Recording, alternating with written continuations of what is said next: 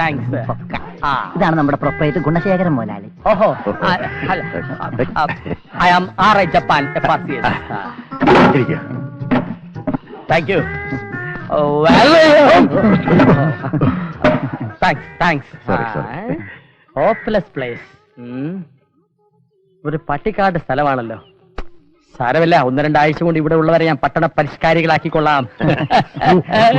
ഞാൻ ഇപ്പൊ കുടിച്ചല്ലേ? നിനക്കല്ല, ജപ്പാന്. ഏയ്, എനിക്ക് വേണ്ട, ഞാൻ കുടി നിർത്തി. നിർബന്ധമാണെങ്കിൽ സന്ധ്യ കഴിഞ്ഞിട്ടാകാം. ഒരു ഫുൾ ബോട്ടിൽ ആനമൈക്ക് എഴുതിക്കൊള്ളൂ. അത് ഞാൻ ഏറ്റു. ഓഹോ, ഇത് അവന്റെ കടയാണല്ലേ? ഒന്ന് റാഗ് ചെയ്തേളാം. റാഗിങ് എന്റെ ഒരു ഹോബിയാണ്. വരൂ. ജപ്പാന്റെ ഒറ്റക്ക് പോയാൽ മതി, ഞങ്ങൾ അത്ര രസത്തിലല്ല. അല്ലെങ്കിലും ശത്രുക്കളെ എനിക്ക് ഒറ്റയ്ക്ക് നേരിടുന്നതാണ് ഇഷ്ടം. ഒരു 10 മിനിറ്റ് കഴിഞ്ഞ് എന്നെ കണ്ടില്ലെങ്കിൽ 10 ആളുകളായിട്ട് അങ്ങോട്ട് വന്നോളൂ. എന്തു പറ്റി? ആഴത്തിൽ ഉറുമ്പുണ്ട് കേട്ടോ. കണ്ടിട്ട് ആളൊരു മിടുക്കനാണെന്ന് തോന്നല്ലേ? സംശയമുണ്ടോ? ആള് നല്ല മിടുക്കനാ, എന്നെ പോലെ സ്മാർട്ട്.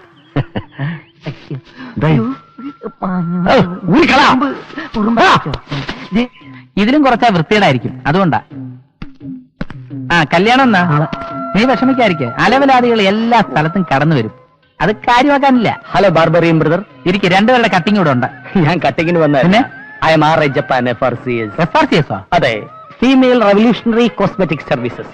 ഈ കവലയിൽ ഒരു കമ്പ്യൂട്ടറൈസ്ഡ് ബ്യൂട്ടി പാർലർ തുടങ്ങാൻ വന്നതാണ്. വന്നപ്പോ സ്ഥലത്തെ പ്രധാനപ്പെട്ട ബാർബറെ ഒന്ന് പരിചയപ്പെടണമെന്ന് തോന്നി. സന്തോഷം. ഇവിടെ ഷേവിംഗ് റേസേഴ്സ് സ്റ്റെറിലൈസ് ചെയ്യാറുണ്ടോ? ഇവിടെ കത്തിയാണ് ഉപയോഗിക്കാറുള്ളത്.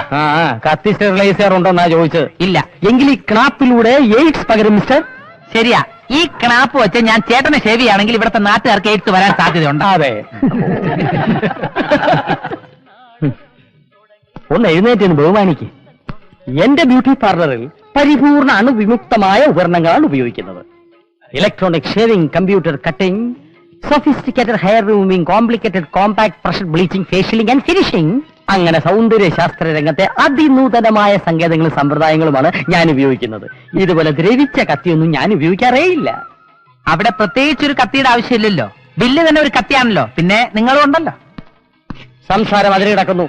ഒരു ചീപ്പ് ബാർബറായ നീ ഒരു ബ്യൂട്ടീഷ്യനോട് മാന്യമായിട്ട് സംസാരിക്കണം. എന്റെ കടയിൽ കയറി വന്ന് എന്നെ പഠിപ്പിക്കാൻ വന്നാലുണ്ടല്ലോ, ഈ തല ഞാൻ മൊട്ടയടിച്ചു വിടും. നിന്റെ തന്തയുടെയും ചെരപ്പ് നിർത്തി തെണ്ടിച്ചില്ലെങ്കിൽ എന്റെ പേര് തെണ്ടി തലച്ച് ജപ്പാനല്ല, കേട്ടോ തെണ്ടി. പോട്ടെ. ശരി.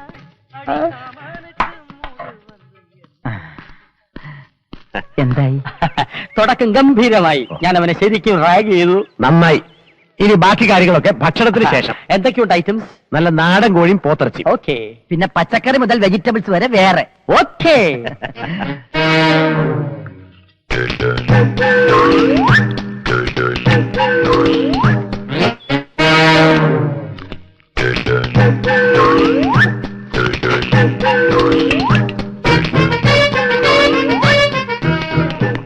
ഏതായാലും ഇത്രയും പരിചയമായ സ്ഥിതിക്ക് ജപ്പാൻജിക്ക് ഞാനൊരു കമ്പനി കൊടുക്കാം. ബാക്കി വന്നാൽ നമുക്ക് 2 പേർക്കും ഡിവൈഡ് ചെയ്തൂടെ? ബാക്കി വന്നാലല്ലേ? എനിക്ക് വലിയ പ്രതീക്ഷയില്ല. ഞങ്ങളിവിടെ ഇറച്ചി മീനൊന്നും വയ്ക്കാറില്ല, കാരണം ഞാനും ഒന്നും കഴിക്കാറില്ല. ഞാനും അങ്ങനൊന്നും കഴിക്കാറില്ല. പിന്നെ കഴിക്കുമ്പോ കഴിച്ചോണ്ടേയിരിക്കും. അത് കഴിപ്പ് കണ്ടപ്പോഴേ മനസ്സിലായി. ഈ ലിസ്റ്റ് പ്രകാരമുള്ള സാധനങ്ങളൊക്കെ വാങ്ങാൻ ഏകദേശം എത്ര രൂപ വേണ്ടി വരും? അധികം രൂപയൊന്നും വേണ്ടി വരില്ല, ഒരു 60,000 രൂപ വേണ്ടി വരും. ഈ എയർ കണ്ടീഷൻ ഫ്രിഡ്ജൊക്കെ ഒന്ന് ഒഴിവാക്കിക്കൂടെ? അതിലും ഭേദം നിങ്ങൾ എന്നെ ഒഴിവാക്കുന്നതാണ്. മുതലാളിക്ക് ഇപ്പൊ 60,000 എന്ന് പറഞ്ഞ വല്ല പ്രശ്നമാണോ? പണം എറിഞ്ഞ പണം തന്നെ പെറുക്കിയെടുത്തൂടെ? അല്ല ജപ്പാൻജി, ഈ ഫ്രിഡ്ജ് എന്തിനാ? പിന്നെ 4 കൂൾ സോഡ കുടിക്കാൻ ഞാൻ ടൗണിൽ പോണോ? ഐസ് ക്യൂബ്സ് എപ്പോഴും സ്റ്റോക്ക് ഉണ്ടായിരിക്കും, സ്മോൾ അടിക്കാൻ. അല്ല, മോത്തരിക്കാൻ കസ്റ്റമേഴ്സിന്റെ. അവസാന പ്രതീക്ഷയും പൊലിഞ്ഞു. ജപ്പാൻജിയോട് ഞാൻ സംശയം ചോദിച്ചോട്ടെ? ചോദിച്ചോളൂ. ഈ ഇരിക്കുന്ന മുതലാളിയോട് എന്തെങ്കിലും പൂർവ്വ വൈരാഗ്യമുണ്ടോ? അതെന്താ അങ്ങനെ ചോദിച്ചത്? അല്ല, ഭക്ഷണം കഴിക്കുന്ന രീതി കണ്ടിട്ട് അങ്ങനെ തോന്നി. ശരിക്ക് ഭക്ഷണം കഴിച്ചില്ലെങ്കിലേ പല്ല് കുത്തി പോലെ ഇരിക്കും. തന്നെ എന്നെ കണ്ടോ? ഇവിടെ ഒരുത്തൻ ബാർബറെ കുറ്റം പറഞ്ഞിട്ട് ബാർബർ ഷാപ്പ് തുടങ്ങാൻ പോകുന്നു. അയാൾ അവിടെ കിടന്ന് കുരയ്ക്കട്ടെ.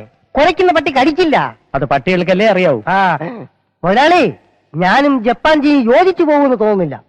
ഒരു കാട്ടിൽ തന്നെ 2 സിംഹം വേണോ? 2 സിംഹം വേണ്ട, ഒരു സിംഹവും ഒരു മരപ്പട്ടിയാകാമല്ലോ.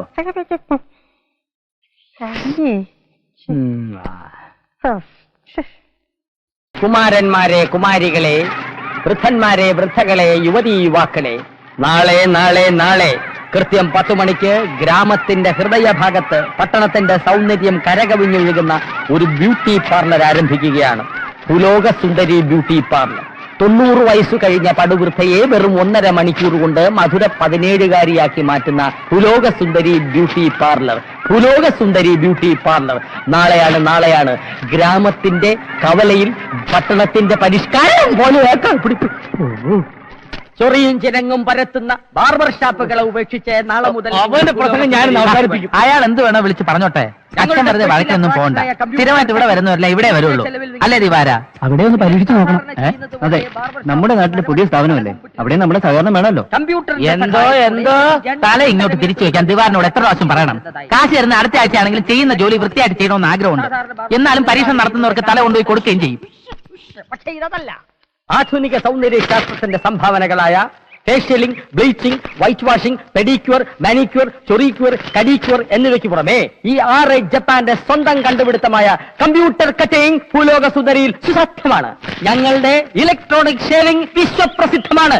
ഭൂലോക സുന്ദരി ബ്യൂട്ടി പാർലർ. വിസിറ്റ് ഭൂലോക സുന്ദരി ബ്യൂട്ടി പാർലർ. വിസിറ്റ് ഭൂലോക സുന്ദരി ബ്യൂട്ടി പാർലർ. വരൂ വരൂ വരൂ, കടന്നു വരൂ ഭൂലോക സുന്ദരി ആ ബ്യൂട്ടി പാർലർ. ആ രജനീകാന്ത് നാളെ ഉദ്ഘാടനം ചെയ്യുന്നു. വരും വരുത്തും ഷുവർ. ആ രജനീകാന്ത് നാളെ വരുന്നു സൂപ്പർ സ്റ്റാർ രജനീകാന്ത്. ഗുണശേഖരം ചെയ്തത് ശരിയല്ല. പന്തയമായിട്ട് തന്നെ ഇരിക്കണം. അല്ലാതെ പപ്പുവിന് പാര വെക്കാനായി ഇതുപോലെ ബ്യൂട്ടി പാർലർ തുടങ്ങരുത്. നിങ്ങൾ എന്തായി പറയുന്നത്? പപ്പൂന് ബാർബർ ഷാപ്പ് ഉണ്ടെന്ന് കരുതി എനിക്ക് വേറെ കടം തുടങ്ങാൻ പാടുന്നോ? ഇത് എവിടത്തെ നിയമോ? അല്ലേലും വാസു പപ്പുവിന്റെ പക്ഷമാ. നിങ്ങളെല്ലാം ഒരേ ജാതിക്കാരാണല്ലോ. ജാതിയല്ല ഇവിടെ പ്രശ്നം. പാവം പപ്പു ആ ബാർബർ ഷാപ്പ് കൊണ്ട് ജീവിക്കുന്നവനാ. അവനെ തകർക്കാൻ ശ്രമിക്കരുത്. വാസു പറയുന്ന കാര്യ. നിങ്ങൾ എല്ലാരും കൂടി നാടിന്റെ സ്വസ്ഥത നശിപ്പിക്കാനാ ഭാവമെങ്കിൽ ഞങ്ങൾ ഒന്നെല്ലാം അടിച്ചു പൊളിച്ചു കളയും. അടിച്ചു പൊളിക്കാനെങ്കിൽ വാ. അപ്പൊ ഊരറി ഈ ജാതിക്കാരെല്ലാം കൂടെ ഒന്നിച്ച് സംഘടിച്ചാലും ഞങ്ങളൊരു ചുക്ക് ചെയ്യാൻ പറ്റത്തില്ല. ചെയ്യാൻ പറ്റുമോ ഞങ്ങൾ നോക്കട്ടെ. കേട്ടോ, ഞാൻ പപ്പൂനെ തകർക്കാൻ വേണ്ടി തന്നെ ഈ പുതിയ പ്രസ്ഥാനം തുടങ്ങുന്നത്. പപ്പൂന് താളം പിടിക്കുന്നവരെല്ലാരും കൂടി എനിക്കെതിരെ